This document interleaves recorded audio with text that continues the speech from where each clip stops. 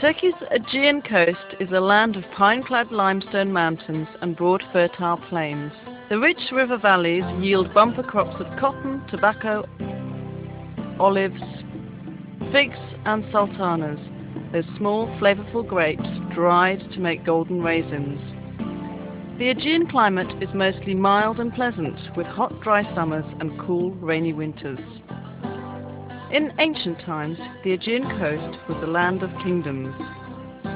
Aeolis, later Pergamum, Caria, Ionia and Lydia. It produced some of history's most memorable people, including King Midas of the Golden Touch, King Croesus, the inventor of coinage, the poet Homer, and Herodotus, the world's first great historian. Pergamum, in the North Aegean, rose to prominence after the death of Alexander the Great in 323 BC. Soon its king ruled much of western Anatolia. Parchment was invented here, helping Pergamon's library of more than 200,000 books to rival that of Alexandria. The Asclepion of Pergamon, directed by Galen, was the world's first great medical center.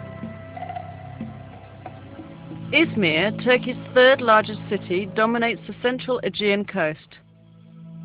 Badly damaged by war in 1922, it is now a vibrant modern city set on broad Izmir Bay.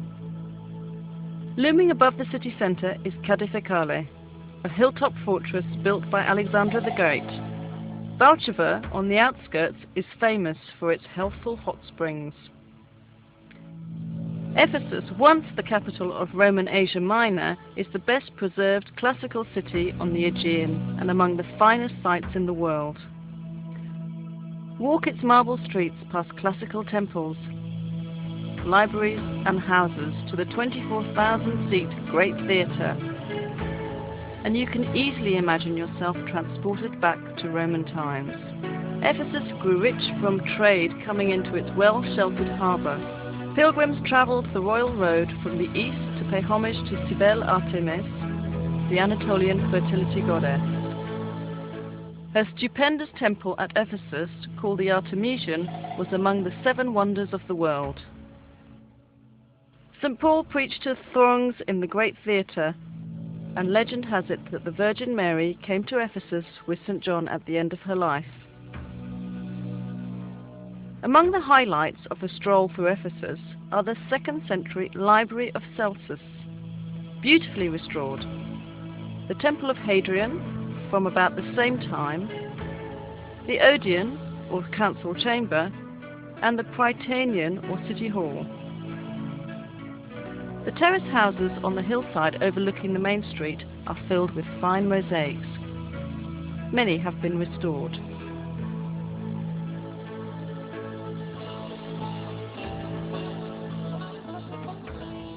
For an entirely different view, head eastwards into the mountains to Şirince, a charming town surrounded by vineyards and fruit orchards. Relax in one of its restaurants and enjoy a glass of local fruit wine. South of Ephesus, the ruins of ancient Priene are perched on a plateau backed by a sheer rock cliff. Beneath the plateau sprawls the broad floodplain of the river Meander, whose name is now used to describe twisting, turning rivers everywhere. Priene flourished during the 2nd century BC and was among the first cities to have a right-angle street plan. Set on this innovative street grid are Priene's great buildings, such as the Temple of Athena, the theatre, the gymnasium and the stadium. South, across the floodplain from Priene, is Miletus, an even larger and more important city with a freestanding 15,000-seat theatre. Built in Hellenistic times, the Miletus theatre was repaired extensively by the Romans and is still in very good condition. Miletus flourished from 700 BC to 700 AD. It was among the largest cities in Anatolia, boasting a population of nearly 100,000.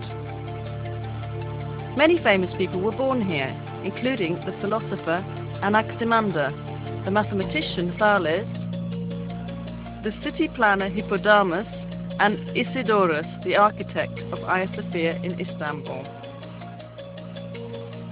A short distance south of Miletus is Didymus, famed for its gigantic marble Temple of Apollo, from which mystic priests issued enigmatic prophecies rivaling those of Delphi. The famous South Aegean resort of Bodrum, known in ancient times as Halicarnassus, was the birthplace of Herodotus, the father of history. Halicarnassus enjoyed its great prosperity during the 4th century BC under King Mausolus.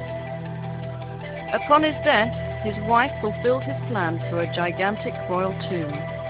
Called the Mausoleum, it was among the 7 wonders of the world.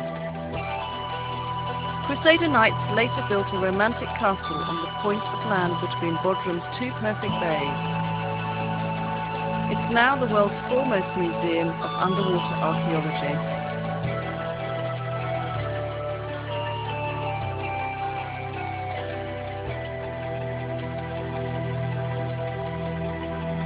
Today, Bodrum is among Turkey's favourite seaside resorts,